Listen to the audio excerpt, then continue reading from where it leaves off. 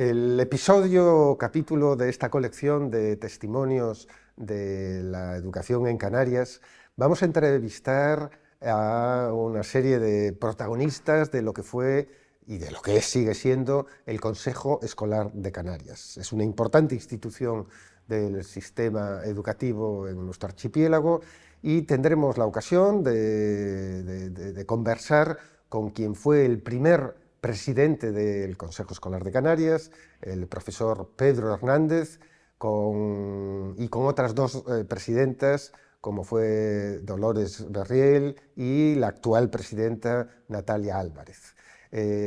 Conversaremos en torno a qué es o cuáles son las funciones del Consejo Escolar de Canarias, hablaremos un poco de la historia del mismo, dedicaremos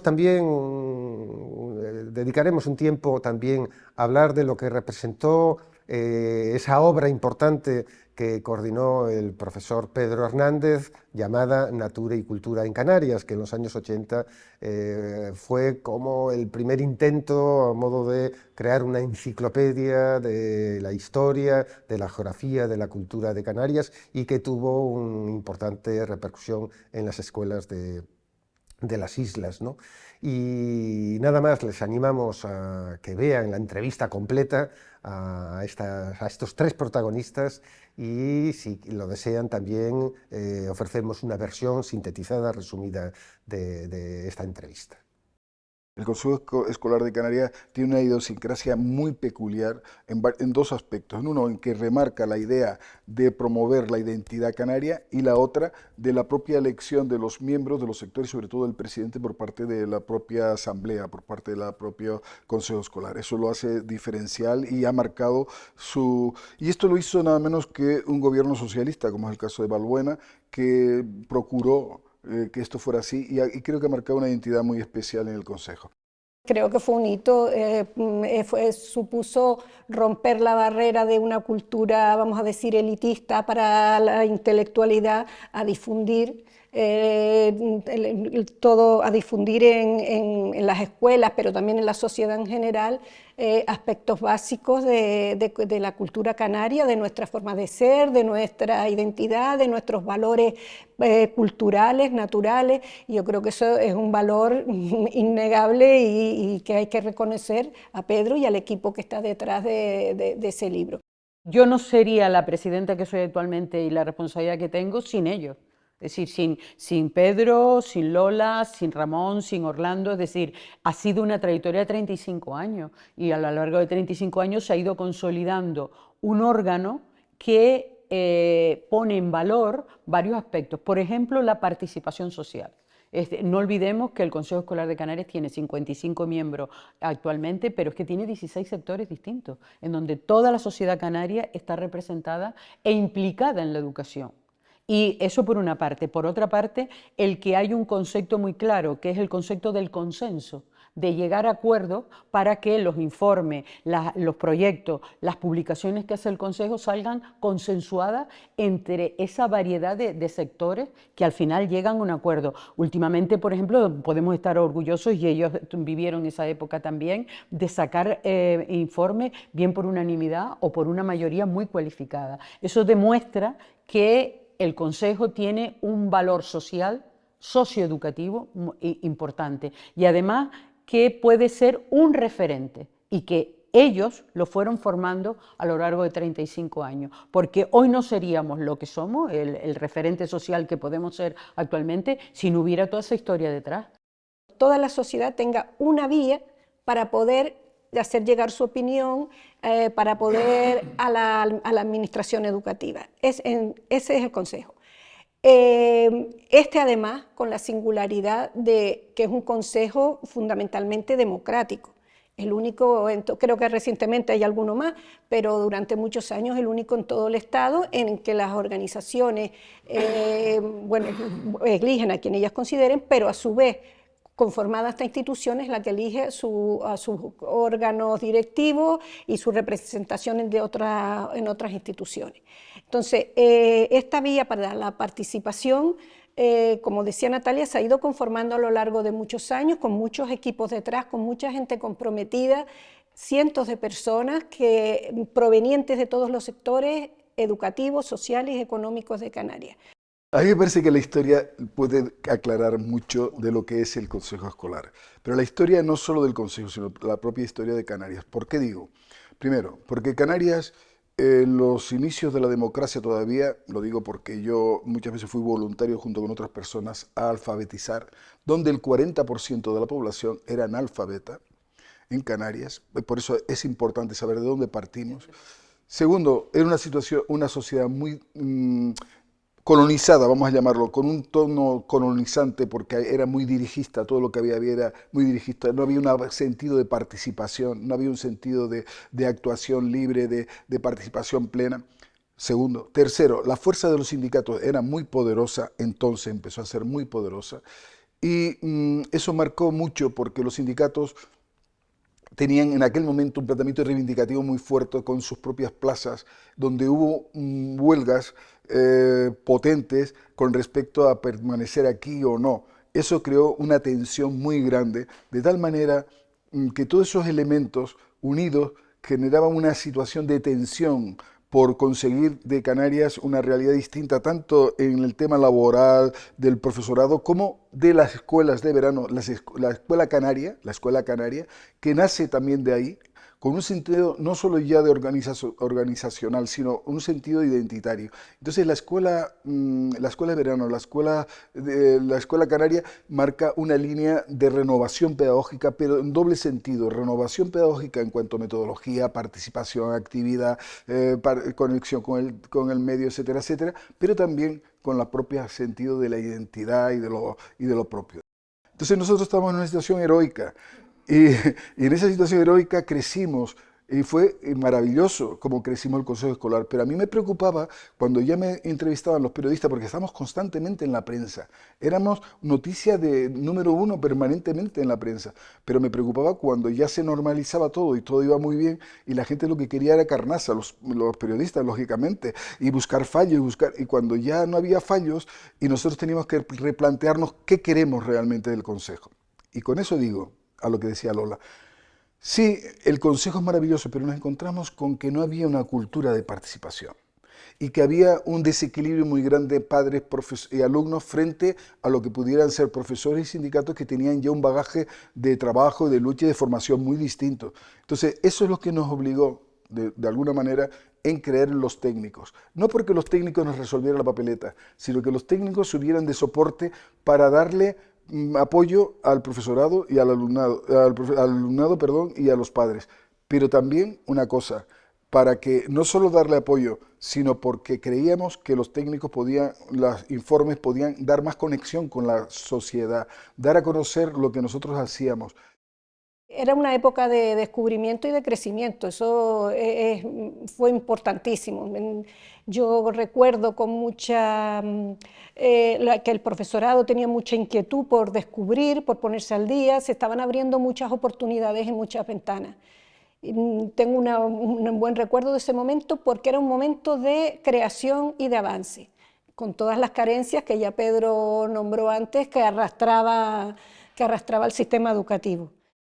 Sin duda ninguna. Los años 80 fueron una época en construcción porque pensemos que era la antesala de lo que fue después la LOCSE, la ley general, la primera ley democrática general que se creó en España. En el año, por ejemplo, en el año 83-84, me acuerdo que en el marco del ICE se formaron grupos de trabajo para el libro blanco que en aquel momento había de educación secundaria, pues nos llamaron a profesorado que estábamos en grupos de trabajo, que participábamos en la escuela de verano, etcétera, a que hiciéramos aportaciones. Y a partir de ahí se creó todo el tema del que fue los grupos experimentales previos a la LOCSE, ¿no? Y yo en aquel momento trabajaba en la universidad, en la laboral, y me acuerdo cómo se fueron formando los grupos de trabajo, los grupos de alumnado, cómo teníamos la ilusión por crear nuevo, cómo echábamos horas de reuniones, de intercambio de experiencias, de lectura. de lecturas de pedagogías europeas.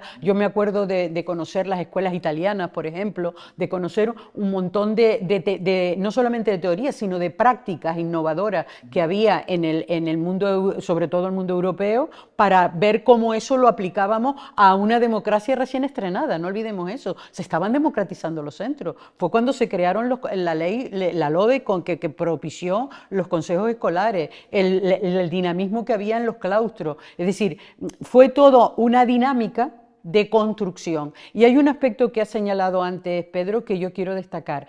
En un órgano como este, que estamos de paso, los que estamos, que bien sea como consejeros y consejeras, como llevando las responsabilidades de equipo directivo, el equipo técnico es el que da continuidad.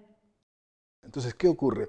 Que al ser pública no ha habido, en la privada, vamos a llamarlo así, el papel, la injerencia de los padres ha sido más potente, porque hay más economía, porque hay más poder, porque hay más fuerza, por lo que sea. Entonces, ahí ha sido más fácil que al ser una escuela pública se planteaba el tema de la jornada única que perjudicaba a las clases más pobres, porque la gente con más posibilidades tenía la posibilidad de mandar a los hijos a centros especiales, a actividades extraescolares. Esas actividades extraescolares se prometieron, pero luego en la práctica no se daba suficientemente, lo cual siempre ha habido un problema deficitario para las clases más pobres, vamos a llamarlo. El trabajo del Consejo Escolar fundamentalmente fue toda la legislación de adaptación del currículum a la nueva realidad y sobre todo dándole el sentido de lo canario a esos currículums que venían a niveles oficiales. Eso ha sido un trabajo permanente y continuo del Consejo Escolar. Por lo tanto, eso y algunas iniciativas importantes. Por ejemplo, el Consejo Escolar, para mí tuvimos una iniciativa que luego no se ha desarrollado, pero que me parece muy valioso, que son los objetivos prioritarios. Nosotros pensamos que, por lo menos yo era defensor de que la escuela generalmente trata de dar mucho, muchísimo, superabundante, ¿no? Y sin embargo los conceptos más básicos, más prioritarios no se dominan. Y ese ha sido para mí uno de los fracasos de la escuela en general. Entonces por eso nosotros trazamos lo que eran unos objetivos prioritarios como sugerencia, no como imposición, para que la Consejería de Educación, porque nuestro papel no era un planteamiento crítico, sino colaborador. Y queríamos que la Consejería de Educación aprovechara las fuerzas vivas de gente que tenía una visión de perspectivas distintas, favoreciera eso con los técnicos y demás. Y yo creo que se generaron unos materiales maravillosos de objetivos prioritarios. Ojalá eso tuviera un seguimiento operativo, práctico para llevarlo a cabo, porque sería un elemento interesante, ¿me entiendes?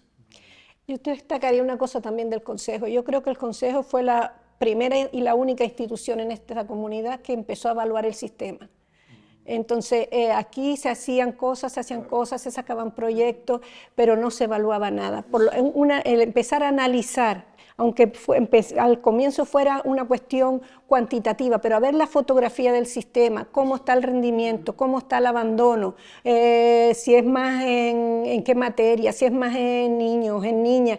Eso hay que reconocer que el Consejo abrió ahí porque hasta ese momento funcionaba un curso tras otro curso, pero no se sabía si avanzábamos, si no avanzábamos, cómo estaba el abandono escolar, cómo estaba el rendimiento educativo, que si había diferencias por isla.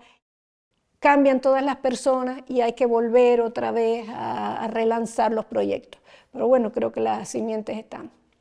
Yo recogería lo que plantea Lola porque precisamente hoy en día estamos en distintas instituciones representados y mantenemos relaciones estrechas con otras gracias a esa labor que se empezó a hacer anteriormente. Por ejemplo, con la FECAN, con la Federación de Municipios, tenemos una relación muy fluida porque aparte de que la representación de municipios que hay en el Consejo se canaliza a través de la FECAN, tenemos una relación estrecha precisamente por lo que plantea Lola, porque impulsar los consejos municipales, de hecho, muchos ayuntamientos llaman al Consejo para asesorarse de cómo funcionar, cómo ponerlos en marcha, cómo dinamizarlo. Por otra parte, se puso en marcha un proyecto de municipios educadores que está ahí ahora en un impasse, pero que siempre ha sido el impulsar esa participación y sobre todo el considerar la educación como un pilar social fundamental en lo local, en la relación que tenemos con los cabildos, por ejemplo. Hay que pensar que están en estos momentos los 7 cabildos están representados en el Consejo, y eso es una apuesta por con lo que decía antes Pedro, por el tema comunitario y también por el tema de islas, de las características que tiene nuestro territorio, ¿no? Y las reuniones hablando de islas, que nosotros hicimos el compromiso de tener reuniones del Consejo Escolar en las distintas islas. Rotatorio. Para hacerlo, eso es muy importante. Sí. Eso iba a decir, que independientemente de que, bueno, la pandemia nos ha paralizado un poco el tema, pero siempre tenemos muy claro que hay que ir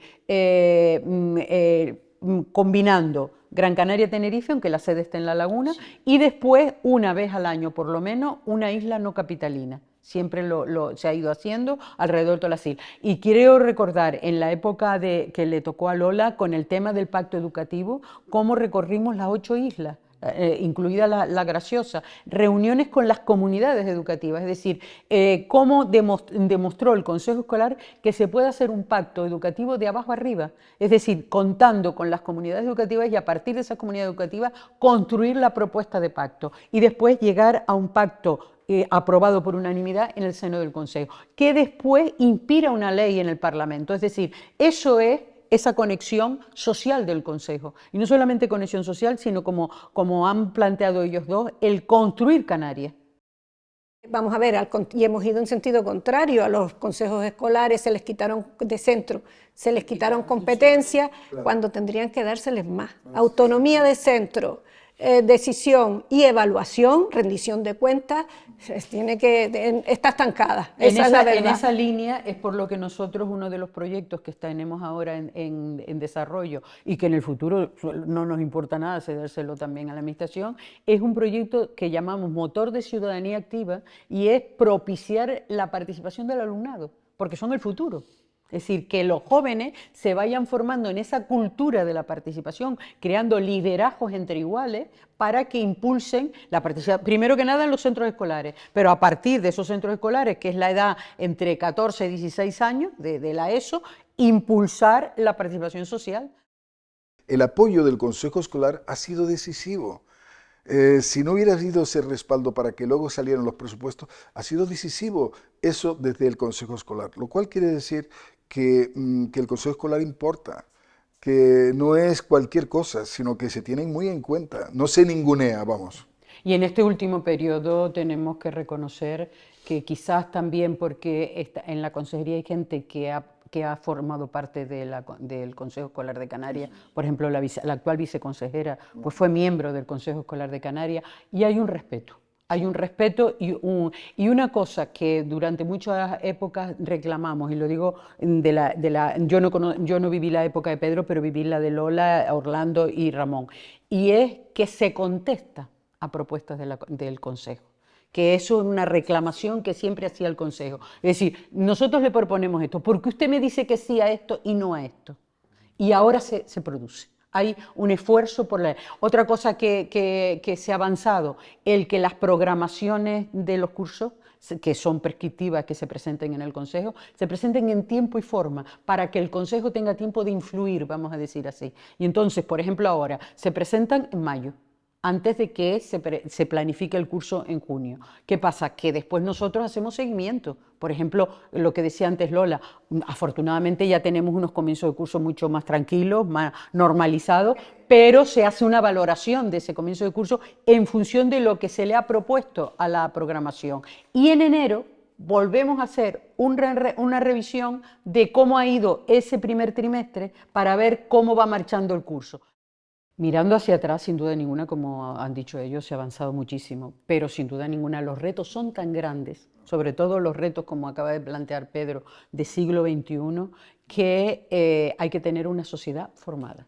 Y ese es el gran reto de Canarias, tener una sociedad lo más formada posible para poder asumir todos los retos que le quedan por delante. Y hay déficits históricos que hay que seguir trabajando. Por ejemplo, el tema del abandono escolar ha avanzado muchísimo, se ha reducido muchísimo en Canarias, pero seguimos teniendo una brecha entre varones y chicas. Por ejemplo, los chicos tienen un abandono mucho mayor que lo que tienen las chicas, entonces hay que seguir trabajando en ese tema. Hay que trabajar el tema de la repetición, por ejemplo, pues todos los organismos internacionales te dicen que la repetición no es un tema de recuperación y de avance, sino que lo que hay que hacer es estrategias para poder que sigan avanzando el alumnado. Tenemos en Canarias una pobreza estructural que lleva a una vulnerabilidad, sobre todo focalizado en zonas determinadas de las islas, que necesitan un trabajo específico. Tenemos islas vaciadas, por ejemplo, o zonas vaciadas en Canarias, en donde hay que trabajar lo rural, por ejemplo. Y después están temas de carácter estructural,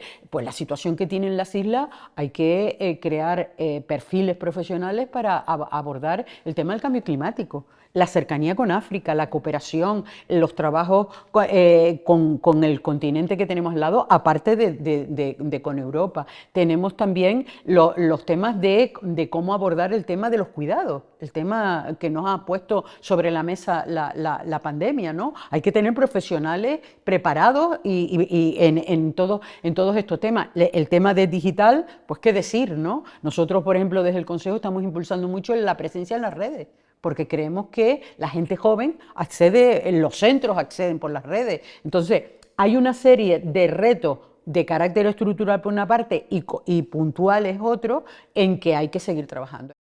Aquí estamos en una encrucijada y hay unos retos tremendos. Para mí, el cambio climático es lo que va a marcar el futuro de la humanidad y de todas las sociedades, el desarrollo tecnológico y los movimientos poblacionales, la multiculturalidad de las sociedades.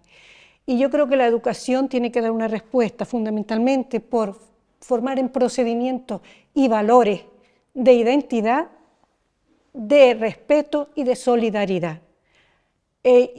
Si no hay ese cambio, creo que lo vamos a tener muy difícil. Pero Lola, perdona un poquitito nada más, que con respecto a esto que lo has dicho muy bien, hay un tema que a la gente le preocupa mucho y te lo pregunta, que es la alienación también por los móviles y por esto en las clases. Entonces hay una alienación y hay una adicción tan fuerte y tan potente que es complicado. ¿Cómo puedes resolver eso? ¿Me entiendes lo que quiero decir? Claro, que eso es un tema que le preocupa mucho a los padres. Yo creo que eso tiene que ser con un cambio educativo, Sí. es decir, un cambio educativo en la escuela y en la familia, un cambio educativo. Y la educación tiene que dar un giro de 180 grados.